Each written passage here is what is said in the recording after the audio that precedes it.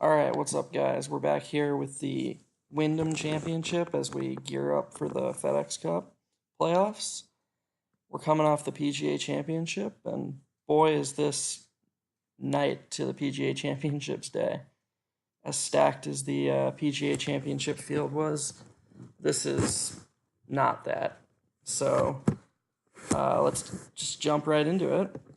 Um, But before we do, as usual, we're going to talk a bit about the PGA Championship, what worked and what didn't. And for the second straight week, I really come away feeling like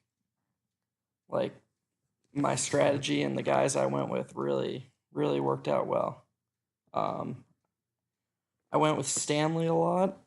I was really confident in him last week, and he missed a 3-footer on 18 to make the weekend, which hurt a lot. And then I went Steele a lot, and he was 1 under with 3 to play and ended up doubling 16 to miss the cut by 1.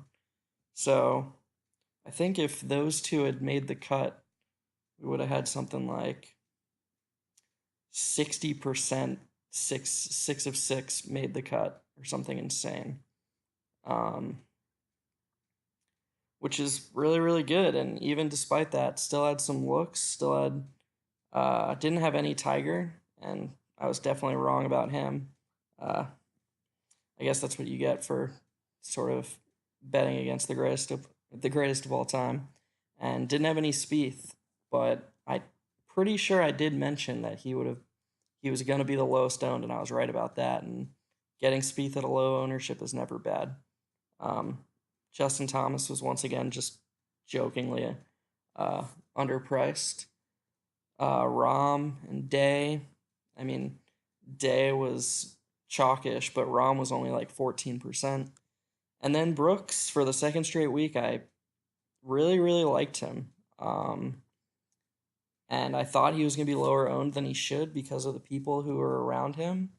And look, he was only 19%. And while that's not like Spieth 7% value, 19% for a 9,600 guy who can win, who just won his third major, is really good. And so, I mean, if you were listening and you went Brooks, I'm not going to say you're welcome, but I think those are the picks that really matter because, everyone really knew that Justin Thomas was underpriced last week and Jason Day was a good pick. But you really got to nail those mid to low value, low owned guys. Uh, so yeah, I think that just about wraps up the PGA, which again brings us to the Wyndham Championship, and it's being played as usual at Sedgefield Country Club. 7,100 yards. It's a par 70 with Bermuda Bermuda greens. Uh, this place, this course, excuse me, plays soft. Scores are just always low. It's been lower than minus 20 uh, many times, including Henrik, who won here last year at minus 22. So, really, what you want to do when you're starting to look at your at the prices and who you want to build your lineup or your lineups with is you want to figure out who makes a lot of birdies, but people don't just make a lot of birdies wherever they go unless they're, Tony Finau. Um, obviously there are people who tend to make more birdies more often than not, but still courses favor certain players. So you got to figure out what type of course this is and who it favors, and then go from there. And if they happen to be someone who makes a lot of birdies in general, that's the cherry on top of the cake. So like I said, this is a 7,100 yard par 70. Not too long. We've not too long ago seen a 7,500 yard par 70. And then has Bermuda greens, which plays very similar to like the Heritage, which is also a shortish par 70 with Bermuda greens, St. Jude Classic, and the Wells Fargo, I believe. So if I was going to be looking at other leaderboards aside from this course's course history, I'd look to see who played well there because, like I said, they're very similar. Um, and then I'd also move on, or after that, I'd move on to the stats. And with a shortish par 70 where scoring is low, you want guys who are just consistently going to be in the fairway, in good spots to attack pins.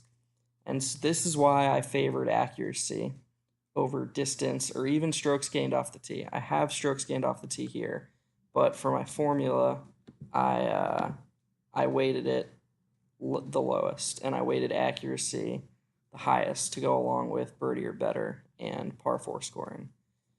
Birdie or better because, I mean, it always matters, but it really matters here because, again, scores are very low. And par 4 scoring because on a par 70, there's 12 par 4s to only 2 par 5s. So, very, very important. So you're just gonna want to find guys who are in the fairway a lot, and when they put themselves there and can attack pins, are good at approaching the pin and can make putts. Putting is always going to be tough because it's so streaky, but the guys who are just consistently in range are the guys you're going to want. So we're going to start with as we always do, with the top values, which will be the 9 to 11.6, and there's a few guys that stick out to me right away. Not going to talk about who I think is the best. I'll just go down the line by price, and that leads us off with the defending champion, Henrik Stenson. Stenson he's always going to rate out well. I mean, just look at this across the board. Second in accuracy, 13th in strokes gained tee to green, 13th in strokes gained off the tee, 5th in strokes gained tee to green, 3rd in approach, 9th in par 4 scoring. His putting's been bad this year, and he's not making a lot of birdies in general, but I'd bet that a lot of that has to do with his tournament selection, which is something that's pretty underrated. And I talked about it a bit last week when I compared Webb Simpson at 7,700 to Bryson DeChambeau at 7,900. DeChambeau's stats came out better, but he's playing a lot. How he does in tougher tournaments really mattered more last week. And I think that's going to matter less overall with who you go with this week. When we get there and we get to Chesson Hadley, he's someone I'd be more likely to go with this week because he's played well in these types of tournaments and he makes a lot of birdies and rates out well in general. But my point more is that Henrik is playing tougher courses that he isn't playing as many tournaments where minus 16 or minus 20 is the winning score. And so it makes sense that his birdie or better percentage might be a little lower than you'd expect it to be with these types of stats. That doesn't mean that he's not capable of putting up a lot of birdies, as shown by him winning this tournament last year. And he's obviously capable of putting himself in position to make a lot of birdies. So I wouldn't let his birdie or better percentage really scare you. I think Henrik is a really good play. I would just make sure to try and fill your at least a few spots on the rest of your team with maybe a contrarian player or two, or a guy who you're very confident is going to be low owned, because Henrik is probably the chalk this week. I think most people would agree he's better than Matsuyama and Webb. And so him being cheaper than them, there's just a large group of people who are like, I want to have an expensive guy. They're like, okay, Webb, that's too much for him. Henrik's just probably going to be the chalk. So, if you don't want to go Henrik, and you don't feel like, going Henrik plus a lower contrarian, Cabrera Bello is another one who I really, really like. Once again, just across the board is just really, really good, especially compared to the field. I mean, you see these stats, and I hope I am not confusing anybody, but these stats aren't compared to the field. They're compared to the PGA Tour. So, if I was to sort by one of these stats, while Cabrera Bello might be, 13th in strokes gained tee to green, he's not almost certainly, he is top 5, if not top 3 in this tournament, top 2. So Cabrera Bello is just going to be someone who's going to be absolutely destroying the field in all of these categories. He's going to be one of the best ball strikers. He's in form. He played super well on Sunday at the PGA. And if he can get his putter hot, which is, again, his biggest weakness, he's someone I really, really like if you don't want to go with any of the really, really expensive guys. Which brings us to my favorite, and probably is going to be, I said Henrik was the chalk, but man, if this guy's not the chalk, there's big leaks on DraftKings. My friend asked me when I was making these videos, when we were talking about me making these videos, if I, how do I feel about like giving away my secrets? And I say secrets kind of in jest because I don't really have too huge an ego, but he's just basically like, I know you're saying what you're actually going to do. You're not, full of shit. And I kind of responded with, I don't think enough people really watch my videos for it to matter, but I also think that if it ever got to the point where it did matter, I would still give advice that I thought was right. I just think I would be able to adjust and, still build teams that were unique with going with the guys I like. So anyways, this came up because we were talking about this specific guy, Joaquin Niemann. And it's just his price compared to his stats are just absolutely outrageous. He should probably be the most expensive player in this field. He's just been so good. And I don't think anybody really realizes how good he's been if this is his price and if you see what his odds are to win the tournament. Just from strokes gained off the tee to par 4 scoring and birdie or better. Second most birdies in the world, on the PG on tour. 5th in par 4 scoring, 5th in approach, 15th in tee to. He is at least playing over this stretch since he's over these 14 tournaments like one of the best players in the world. And to get him in 9,700, whatever his ownership is, if it's, we've seen it the last few weeks. I've said JT's ownership is going to be too low, whatever it is. Niemann's ownership is going to be too low. And so I just think he's one of those guys that this week you're going to want to say, I don't care that he might be 30%. Because you're going to want him on. You want him on your team. He's that good. Continue going down. And I really like Henley and Ryan Moore. Ryan Moore kind of let me down last week. And he's one of those guys who's very reliant on his finishing position because he's just not, he's not a good putter. Can he be a good putter and can he put up low scores? Yes. And on this course where his ball striking, he's already gaining strokes on the field with his ball striking. He was gaining strokes on the field last week on the PGA Championship. He's lapping the field this week in all categories.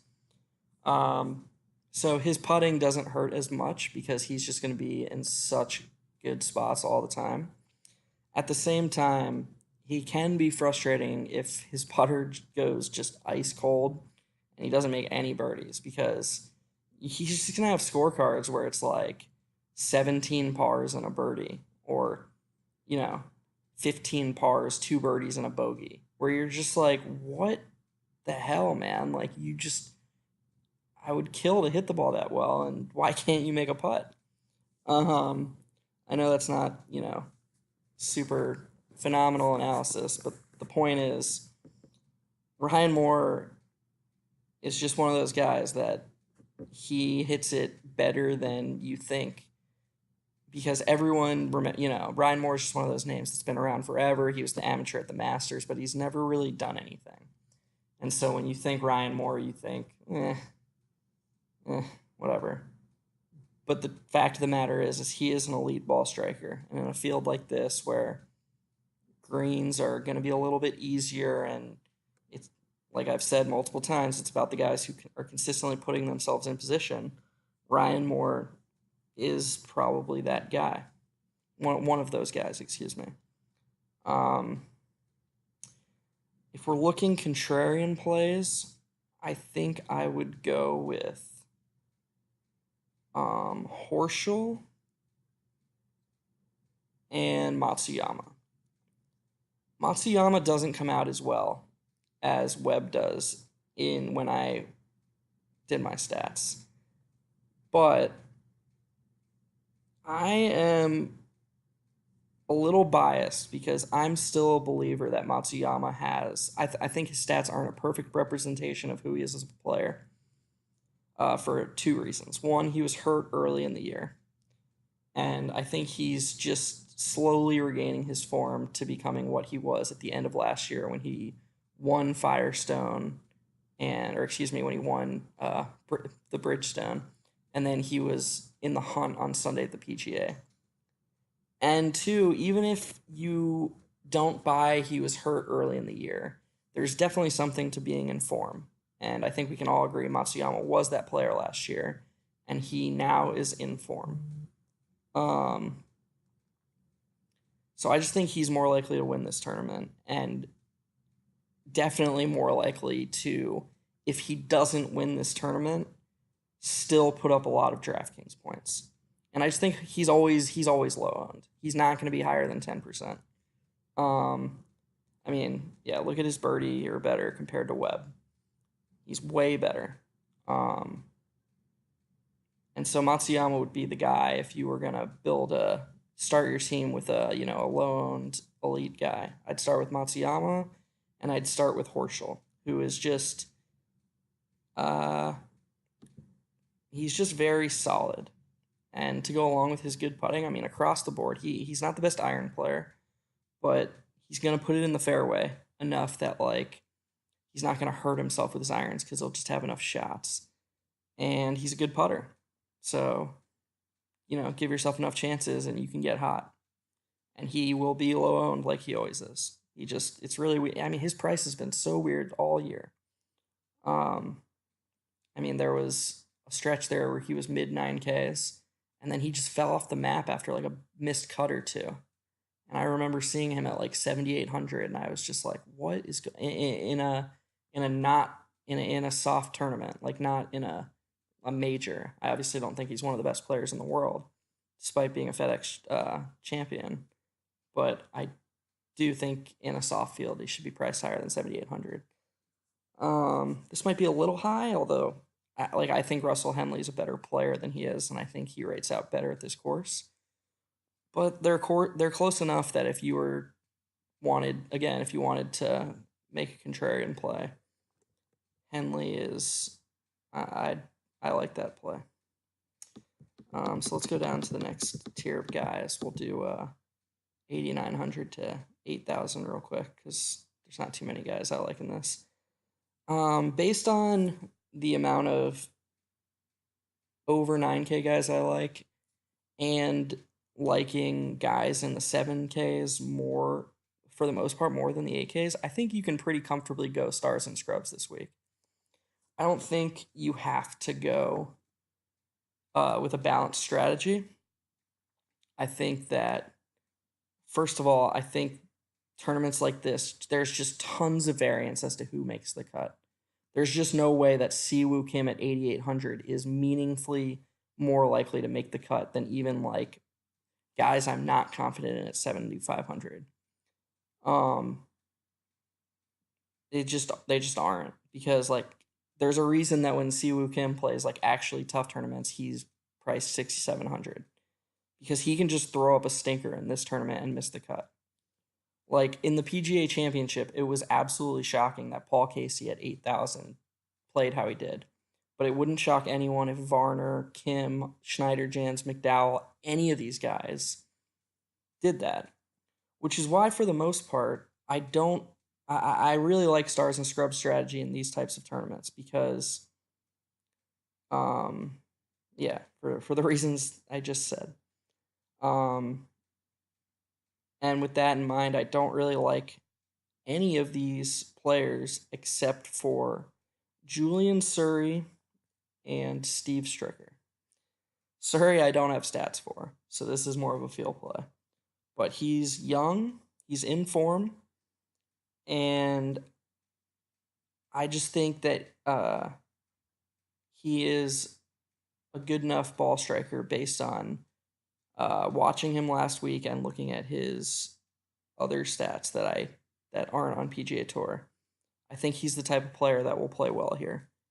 And I just don't think he's a big, like, maybe after the PGA Championship, he'll be slightly on people's radars.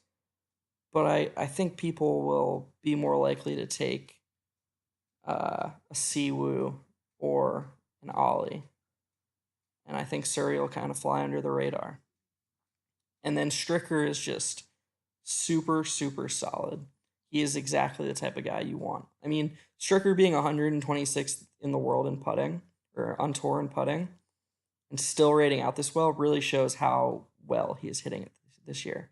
Because he's a very capable putter. And he is just going to constantly be in the fairway and be on the green.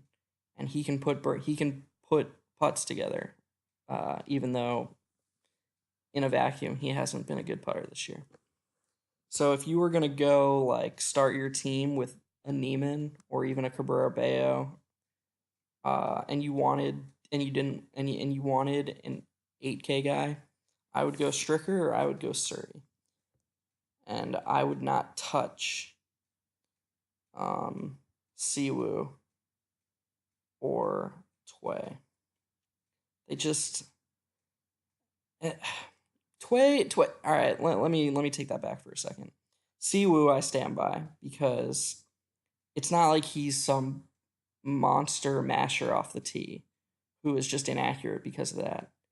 He just is inaccurate, and I just don't think. I mean, he's just bad across the board, actually, but I just don't think he's going to be in good spots. He's capable of it. Obviously, he's a player's champion. And I'm not going to be right 100% of the time, but I just don't like that price at all. I think it's ridiculous. Tway, on the other hand, he's shown the ability to put birdies together, and his driving accuracy might be a little bit misleading because while there are a few par fours over 500 yards on this course, it's pretty short, and he is one of those guys who could probably take iron or wood off the tee, which is why this isn't perfect, obviously. Jason Kokrak, another one. Like, he's 149th in accuracy, but he kills it. And the rest of his numbers are good. Like, he rates out fairly well in my formula despite being 149th in driving accuracy. And he can just hit wood or iron off a lot of those tees. So definitely don't just, like, look at, my formula rating and be like, well, that's everything. Or don't even, hell, screw my formula. Don't even look at, like, if somebody tells you that driving accuracy is important, make sure to think about it in context of the tournament or the player that's playing the tournament. Because Dustin Johnson being inaccurate and Wesley Bryan being inaccurate are two totally different things. Even if their driving accuracy numbers say the same thing, it's just two entirely different things, and it's something you always want to think about. Not just with driving accuracy, with all stats. There's a lot of context. Another example of that would be approach. If somebody's approach numbers are really good or really bad, it could be because they're playing only longer courses, or they're not playing courses that are suited to them. And you just want to make sure that, let me use a better example. Let's say somebody's approach numbers are really good, but they're only playing a course that's suited to them, and they're not long ball hitters, and then all of a sudden they step up on a longer course. Their approach numbers might not be as meaningful. So you just always want to keep that stuff in mind. Stricker and Julian Surrey for that range. Which brings us to 7,900 and below. And on the contrary to the 8K range, I like a lot of names. I like CT Pan. I like Kokrak. I like Hadley some. He's not in good form, but Hadley is a guy who has played very well and put together a lot of birdies in this type of tournament. I like Chris Kirk. I like Bronson Burgoon. Keith Mitchell doesn't rate out very well, but again, he is Kokrak like in the fact that he hits it a mile. And so his accuracy is kind of less important because he probably will be hitting driver less. And again, some people might say, oh, well, his driver's not an advantage at a short course. What I say is his accuracy isn't a disadvantage at a short course. And I guess he's not that great at approach either. Actually, he's not that great. He's awful. But point is, my original point was going to be he makes a lot of birdies despite all this. So if you're just, that's very important in DraftKings. And if you're just looking for someone in that price range who is volatile and can make you a lot of birdies, Mitchell is one of those guys. Sam Ryder, not a very well-known name, but he's very accurate off the tee and just does everything solid that's not putting. What a shocker. Martin Laird rates out well, but man, he just hasn't played well in so long. So I'm not gonna touch him. He's kind of a Grillo this week to me, but he is 22nd in birdie or better, and he is pretty solid across the board, including as a putter. And then we get to the bottom, and a couple guys I like are Ryan Armour and Brian Gay, who are two more just solid, accurate guys who, Armour's won. He won on the web.com tour a bunch, which scores have to be low. And he's won on the PGA Tour. He hasn't been in great form. He wasn't in great form until recently when I feel like he made the cut at the PGA and played okay at... Wasn't Bridgestone, I don't think. He played well at the PGA. At least he made the cut, I think. And then there was another tournament, I think. Point is Armour at 7,100 and Brian Gay at 7,100 are both two names that I like. And I think that was about it. Vaughn Taylor. I always like Vaughn Taylor. And Brandon Harkins. Harkins makes a lot of birdies. And Vaughn Taylor is... Actually, I like Vaughn Taylor a lot. That price is too low. Very solid. 19th off the tee. 61st in approach. He's just above average and way above average for this field and everything. And then Harkins just because he makes a lot of birdies. Him and Grayson Murray are people who stand out to me as, they don't really seem like they're that great here. So if you want to fade them, I would understand that. Or, you're not really fading those guys. They're going to be low owned. So a really good thing about this fields like this, which I've noticed, is aside from rare guys who everyone is on, I remember one week Pat Mayo talked about Bronson Burgoon, and then he ended up being 20% owned. For the most part, all the cheap guys are low owned, so you don't really have to think about that as much, even though you should in general. But a lot of low priced guys are, if not all the low priced guys, are relatively low owned, which is nice. That being said, I don't really like anyone under 6,900, which is going to make building a team with Henrik a little bit more complicated. Not super complicated because I do like multiple guys at 6,900 and 7,100. But when a lot of the guys you like are mid to high 7 and in the mid 9s, you're going to end up building a team with 2 or 3 of the 9K guys and then 2 or 3 of the mid to high 7K guys. And you got to think about that because that's where popularities will end up. And when you are trying to build a team that's more unique, that's definitely something to think about. Last thing I'm going to do is, before I end the video, is I'm just going to sort by my formula tab so people who watch this video can sort of just look at it and get a feel for how they rate out this week. I really hate how it does that, but it's just something I want to do for the people who watch. I really appreciate you all, even though it's, So, shocking that Neiman comes out first by a pretty decent margin. And then just gonna, scroll through. Sergio, yikes. He has just been awful this year. And so, yeah, that'll just about do it. Once again, I really appreciate anyone who took the time to watch this video. If you have any feedback, criticisms, I know I'm still pretty green and pretty not the best at this. But anything positive or negative, I appreciate from all you guys. And yeah, also don't watch Iron Fist. That show sucks. Thanks again to anyone who watched, and good luck to everyone this week.